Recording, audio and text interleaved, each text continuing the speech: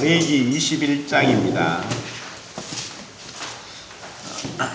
레위기 21장에는 제사장의 그 규례에 대해서, 제사장의 그 장례에 대해서, 장례식에 참여하는 그것에 대한 규례, 그리고 결혼에 대한 규례, 그리고 신체적인 어떤 그 이상에 대한 규례, 이러한 말씀들로 21장에 나와 있습니다.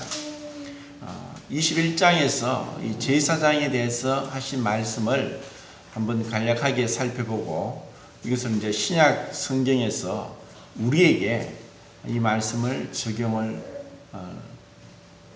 하겠습니다.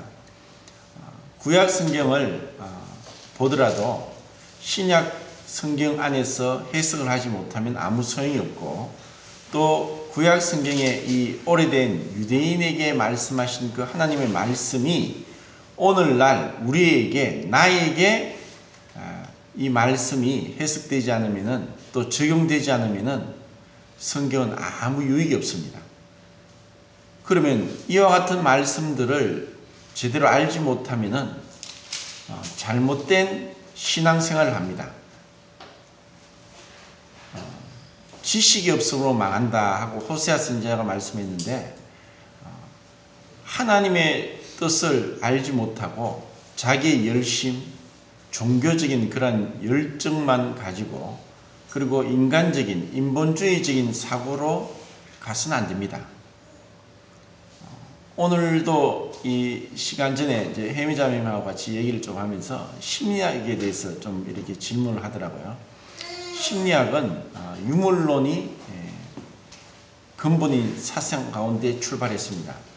그런데 오늘날 교회에서 이런 심리학을 계속 적용시키고 있어요. 그러니까 어떤 문제를 성경에서는 죄라고 얘기하는데 심리학에서는 병이라고 얘기합니다. 얼마나 큰 차이가 납니까? 그리고 사람은 몸과 혼과 영이 있는데, 이 몸과 혼적인 그러한 문제를 영적인 차원에서 해석하지 않으면은 근본적인 해결이 되지 않습니다. 이제 이와 같이 우리가 살아가는 부분에 있어서 우리가 지금 레위기를 살펴보고 있는데, 이것이 우리와 상관이 없고 어렵고 또 난해하고 이런 것이 전혀 아닙니다. 제사장은 그 장례식에 참여하는 데 있어서 직계 존 비속만 장례식에 참석합니다. 그래서 뭐냐면 직계 존속과 직계 비속은, 직계 존속이라 하면 자신의 부모님, 직계 비속이라 하면 자기의 자녀, 그들에게만 장례식 때 참여하도록 하나님이 허락하셨습니다. 그러면 왜 이런 다른 어떠한 친척이나 또 그런 친구나 이웃의 장례식에 가서는 안 됩니다. 죽음이란 것은 로마서 6장 23절에 죄의 삭은 사망입니다. 죄의 결과로 온 것이 죽음이기 때문에 시체를 가까이 하지 않기를 원합니다.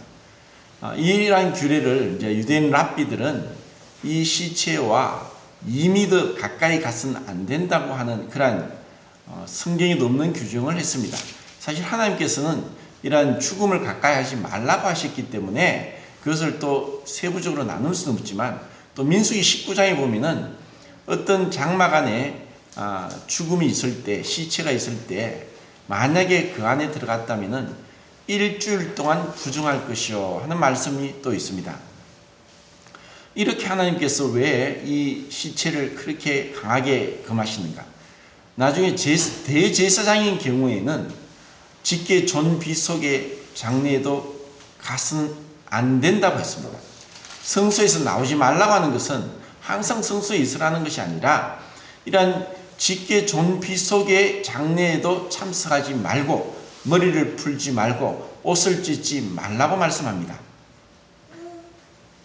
아론은 그의 아들 나답과 아비후가 다른 불을 들이다가 레위기 10장에서 죽임을 당했습니다. 그때 하나님 말씀하셨죠. 머리를 풀지 마라. 그리고 이런 장례식에 있어서 각 각 나라마다 이방 풍습이 있습니다. 우리나라도 장례식의 어떤 풍습이 점점 바뀌고 있습니다. 10년 전과 지금은 또 많이 다릅니다. 그런데 이방 민족들이 장례식 때 행하는 그러한 것들을 행하지 말라고 합니다. 그들은 이 죽음에 대해서 올바른 관점이 없기 때문에 그들의 관점 가운데 합니다.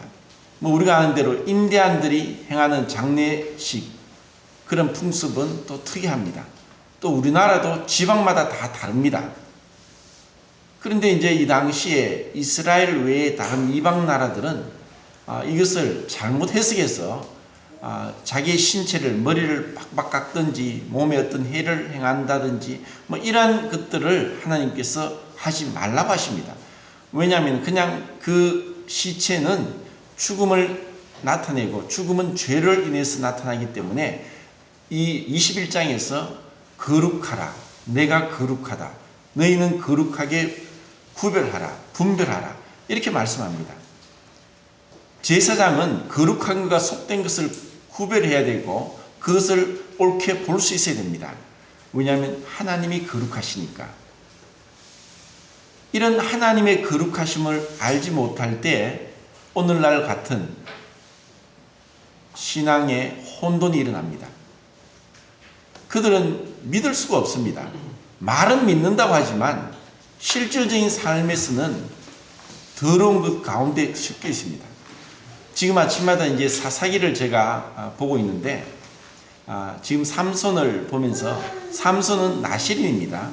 나시린은 민수기 6장에 나시린의 규례가 있는데 세 가지를 금했습니다. 시체를 가까이 하지 마라. 포도주나 독주를 마시지 마라. 머리를 자르지 마라. 이것은 어떤 깊은 의미가 있습니다. 그것은 죄와 구별되는 삶을 말씀합니다. 그것은 하나님께 성별되었고 하나님께 드려졌다는 것입니다. 그런데 삼손은 이것을 다 깨뜨립니다. 이미 죽은 사자에 가까이 가서 그 안에 있는 꿀을 먹었을 때부터 나시린의 서양은 깨어졌습니다. 그런데도 하나님은 참고 기다리십니다. 제사장들이 이렇게 장례 절차에 있어서 또 마찬가지로 결혼하는 데 있어서도 엄격했습니다. 처녀가 아니면은 어떠한 경우에도 결혼하지 말라고 했습니다. 그것은 순결과 그리고 이 죄로부터 분리를 분명하게 말씀하고 있다는 것을 알 수 있습니다. 그리고 신체적인 부분에 있어서도 신체에 손상이 있는 자들은 나오지 못한다. 그 제사장 직분을 감당하지 못한다고 말씀을 하고 있습니다. 이것을 통해서 우리가 계속 성막과 제사장과 대제사장은 예수 그리스도의 사역과 인격을 예표하고 있는 완전한 모형과 그림자라고 말씀을 드렸습니다. 히브리서 7장 24절부터 26절까지의 말씀이 이렇게 되어 있습니다. 예수는 영원히 계심으로 그 제사장 직분도 갈리지 아니하느니라. 그러므로 자기를 힘입어 하나님께 나오는 자들을 온전히 구원하실 수 있으니 이는 그가 항상 살아 계셔서 그들을 위하여 간구하심이라. 우리에게 있는 대제사장은 거룩하고 악이 없고 더러움이 없고 죄인에게서 떠나 계신이라. 이렇게 이제 말씀합니다. 예수님은 영원히 계시기 때문에 그 제사장 직분도 갈리지 않습니다. 그리고 그분이 항상 살아 계셔서 우리를 위하여 간구하고 계십니다. 이러한 대제사장은 우리에게 합당하니 거룩하고 악이 없고 더러움이 없고 죄인에게서 떠나 계시고 하늘보다 높이 되시니라. 왜 이렇게 흠이 있으면 안 되고 또 시체에 가까이 있으면 안 되고 또 처녀와만 결혼을 해야 되고 그리고 신체 이상이 있어서는 안 되느냐? 왜 재물이 흠이 없는 재물을 잡아야 되느냐? 그것은 예수님의 고결하고 순결하고 거룩하심을 상징하기 때문입니다. 그럼 우리는 어떠합니까? 베드로전서 2장 9절에 그러나 너희는 택하신 족속이요 왕같은 제사장들이요 거룩한 나라요 그의 소유된 백성이니 이는 너희를 어두운 가운데서 불러내어 그의 귀한 빛에 들어가게 하신 이의 아름다운 덕을 선전하게 하려 하심이라. 신약 성경에서 우리로 하여금 제사장이라고 하는 말씀은 두 군데 나옵니다. 베드로전서 2장 9절. 우리는 왕같은 제사장들이라고 했습니다. 구약에서 그리스도의 직분은 메시아, 그러니까 기름 부음은 세 직분이었었는데 왕과 제사장과 선지자입니다. 그런데 왕은 유다 지파에서 났고 제사장은 레위 지파 중에 아론의 자손들만 제사장이 되었습니다. 그리고 선지자는 여러 지파에서 났습니다. 그런데 왕같은 제사장이라고 해서 왕의 직분과 제사장의 직분이 하나가 될 수 있었던 것은 예수 그리스도를 통했습니다. 이제 우리는 왕의 직분, 제사장의 직분, 선지자의 직분을 다 가지고 있는 신약의 제사장입니다. 요한계시록 1장 5절 6절에 또 충성된 정인으로 죽은 자 가운데서 먼저 나시고 땅의 임금들의 머리가 되신 예수 그리스도로 말미암아 은혜와 평강이 너에게 있기를 원하노라.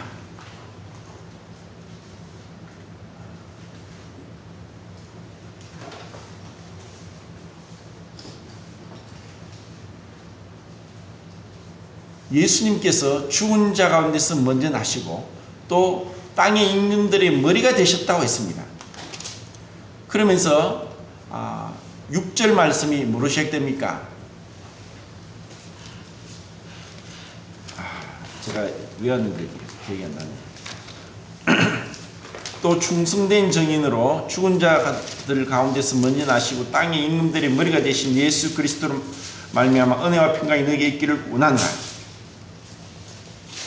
우리를 사랑하사 그의 피로 우리 죄에서 우리를 해방하시고 우리를 제사장과 나라를 삼으신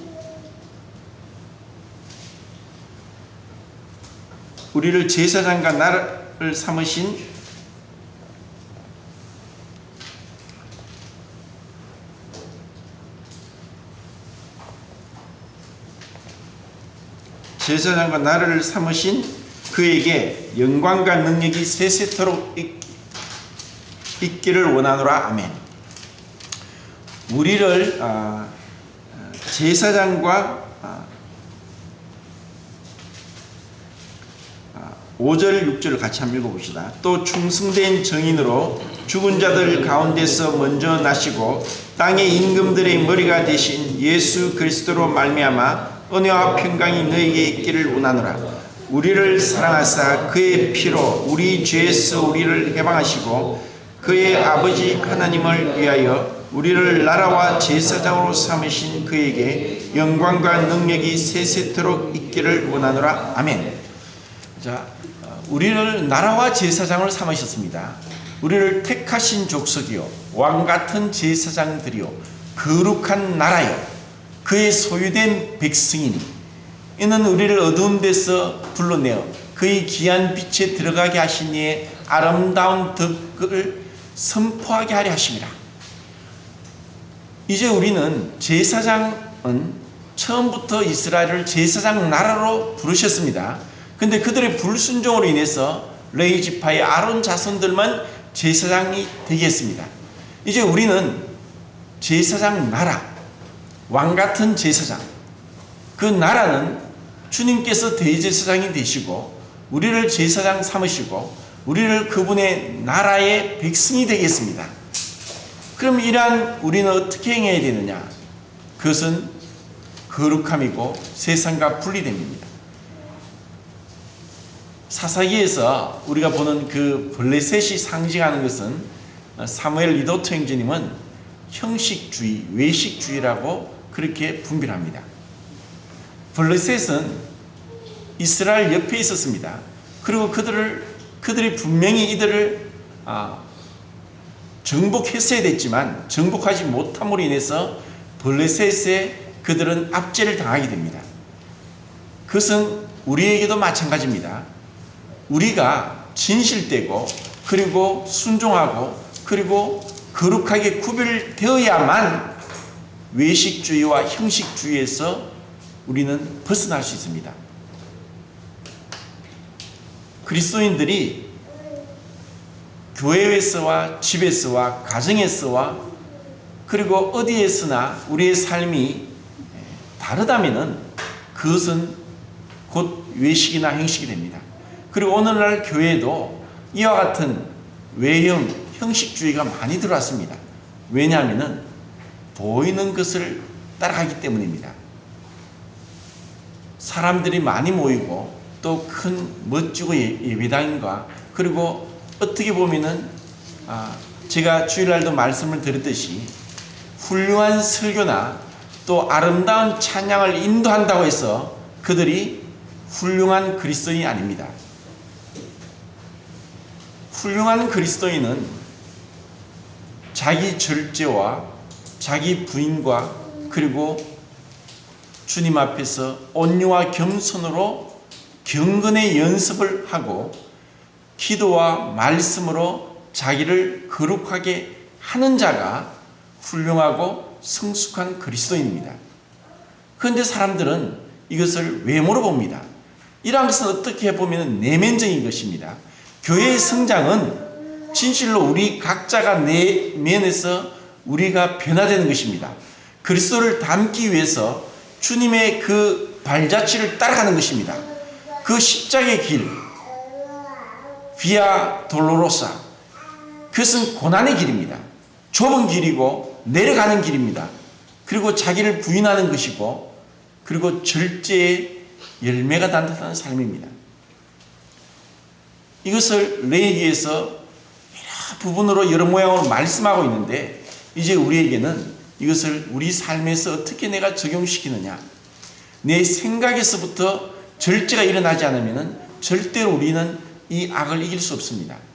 우리는 성경을 통해서 이 죄의 무지무지한 영향력과 힘을 봐야 됩니다.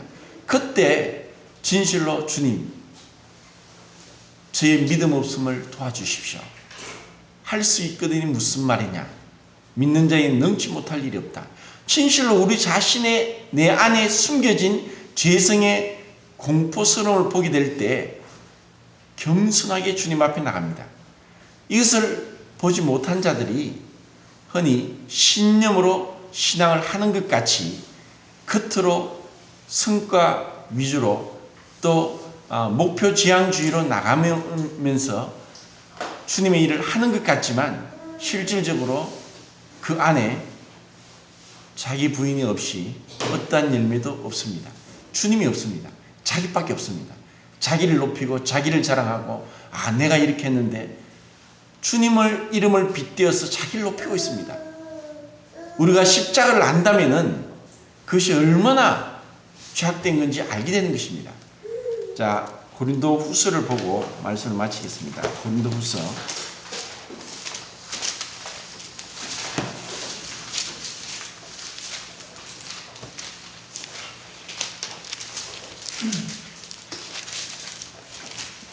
11장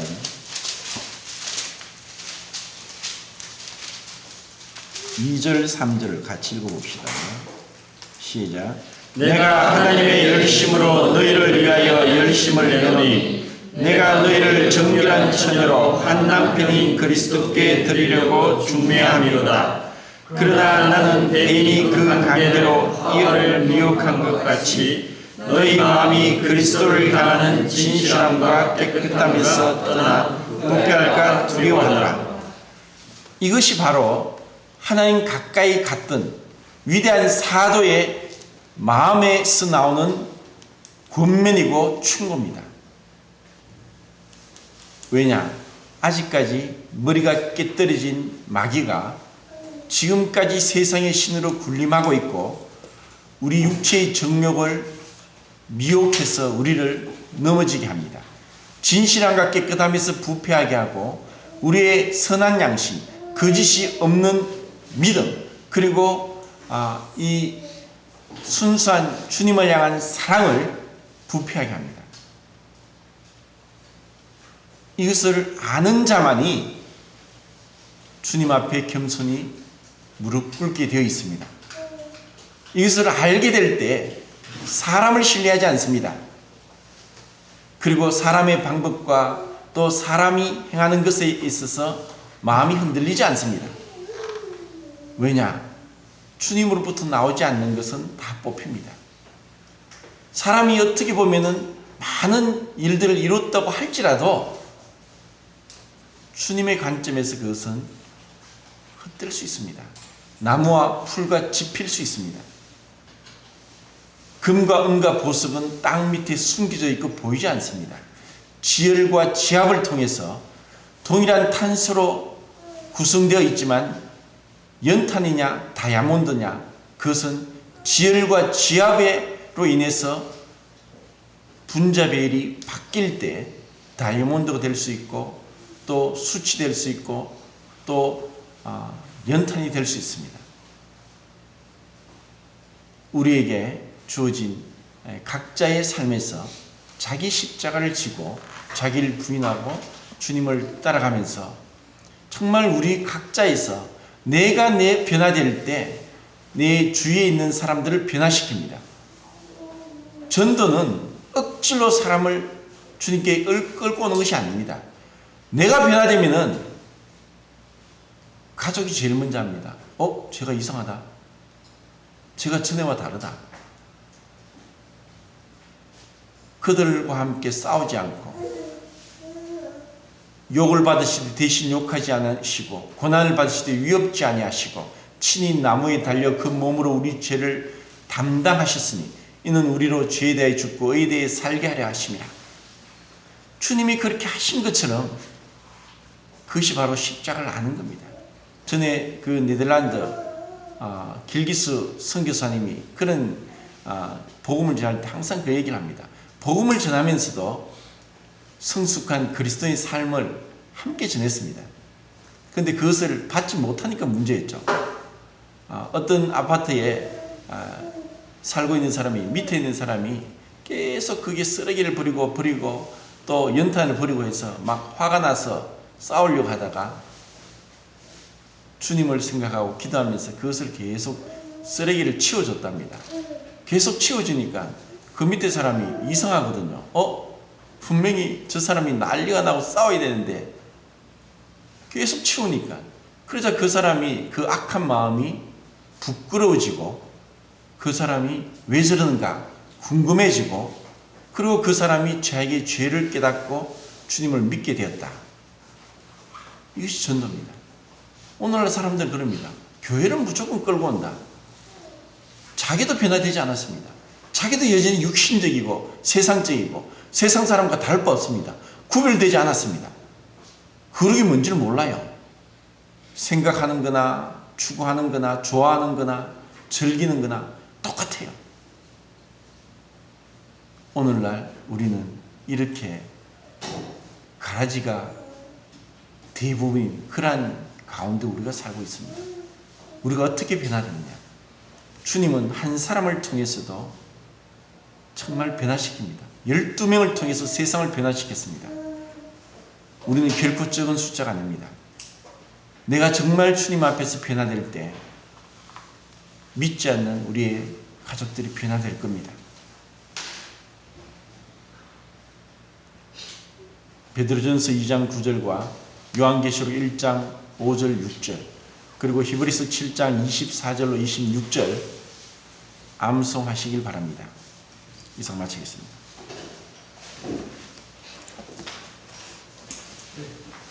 최수영이 기도해 주시고 오늘